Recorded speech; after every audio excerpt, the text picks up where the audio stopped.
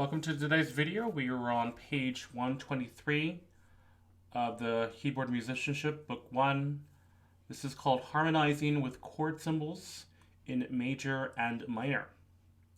So in the previous page, which did not have a video, there was a review of the 1-5-6-5-1 chord progressions. Please make sure that you have both hands capable of playing each of those progressions for all keys, including the black keys.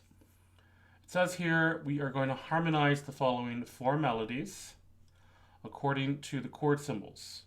It says here only the tonic triads and dominant 5-6-5 chords are used. And it says here to notate the left-hand parts. And it says here take note of various left-hand styles of harmonization. So right now we're just going to do it simply. We're going to maintain a blocked chord style. As you can see here for number 1 with the French melody, that's what it's asking you to do. Whatever the chord symbol says above, please play it as just a blocked chord, a dotted quarter note. Let's go ahead and get started, please. Here we go. The first step would be to play the melody itself. Then you will realize the chords in the chord symbols above. Remember, we're only playing C and G7 or 5-6-5, C, and that's it. And then we'll put both together. Remember that the left hand will be non-legato, right legato. 1, 2, 3.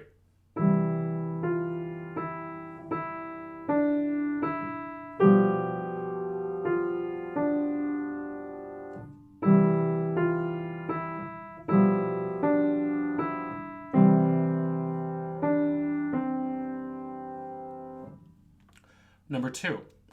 This time the accompaniment will once again be the 1-5-6-5-1 chord progressions, but now we're going to be playing a waltz style. The waltz style consists of, let's go ahead and just first of all take a look at our chords. We have a B minor chord. The chords are going to be broken up with the root being played individually or by itself for beat number 1, and for beats 2 and 3, you will play the 3rd and 5th degrees together as a third, as a harmonic third. So you'll be playing single bass, 3rd, 3rd. Please maintain the technique for accompaniment, especially for this type of waltz style accompaniment. It's going to be the same duration for all notes. Let's not make any note, whether it's this one here or the 2 harmonic thirds, longer or shorter than the others. They should be exactly the same. For example, notice that they are all the same. And then you will play the other ones as well. It's a very good idea for you to, first of all, remind yourself of what the chords are as a block, and then to play it as the broken left waltz style. So after you do that, then of course you will go over the melody. Notice that the melody has a slur, but then a non-legato every now and then. And then when we're ready, we're going to put both hands together. Here we go. 1, 2, 3.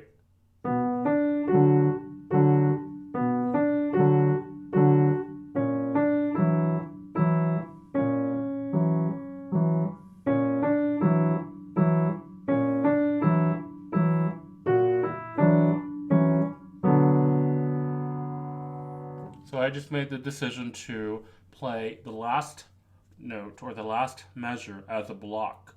You could play again for the last measure if you wanted to, but we'll just keep it the way it is.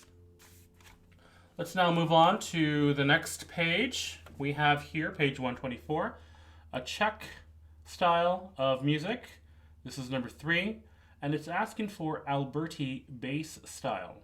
So Alberti bass was a composer who wrote music. He would take a triad, for example, the first chord there is F major, and he would break up the F major in according to these scale degrees. He would play 1, 5, 3, 5. Now that's if the chord were in root position.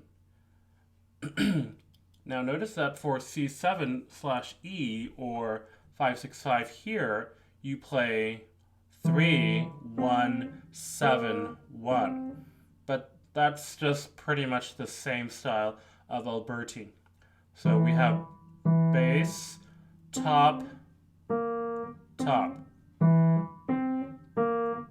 So we have a pretty similar little style, broken chords of the Alberti bass style. So let's go ahead and first of all block the chords, and then we'll play the Alberti bass style.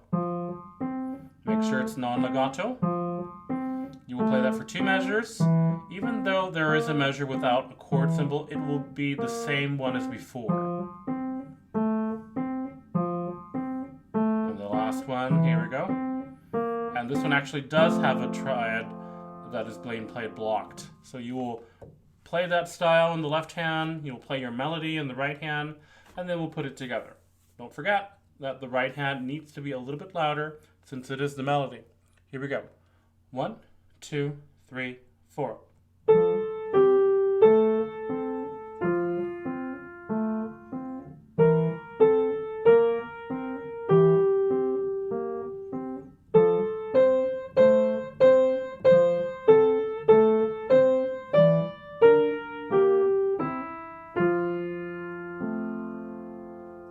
Little change there, but make sure you maintain the Alberti bass style. Let's now go to the last one, number 4. Number 4 says left hand broken chord style. So what we see here is we have the triad. Let's go ahead and play our first chord there, G minor, D7 also. So these are the 2 chords that will be played in this piece here, number 4, British. And the way it's working is the first 2 notes, scale degree 1, 3, are going to be played as 8th notes, or the bottom 2 notes of the triad or the chord that we're playing are going to be played as 8th notes, and then the top note, which is being played by finger number 1, will be a quarter note. So we have 1 and 2, 3 and 4, and that's our rhythm right there. 1 and 2, 3 and 4. It's always going to be that way for the entire piece.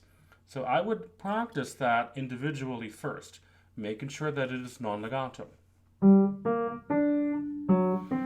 Even if it's D7/F sharp, make sure that you go do the bottom 2 notes as 8th notes, and then the top note as a quarter note. Here we go. Let's just review those.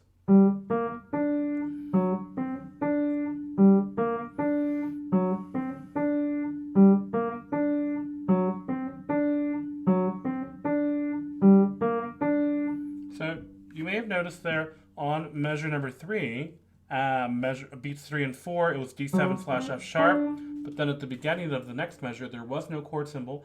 As mentioned before, if that happens, that's going to be still the same chord as before, until you see G minor for beats 3 and 4.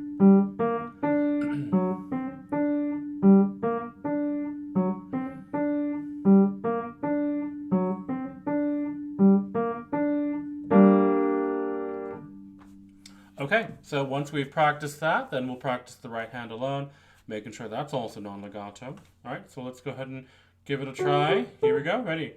1, 2, 3, 4. Let's try that again.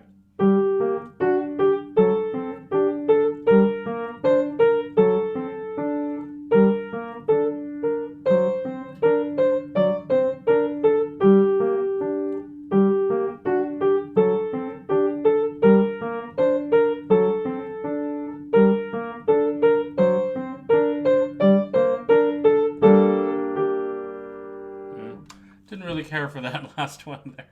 It didn't sound very good, but that's what the composer is asking for. So once again, remember to practice one hand at a time, put them together, making sure that the right hand, where the melody is the louder. And we will see you next lesson.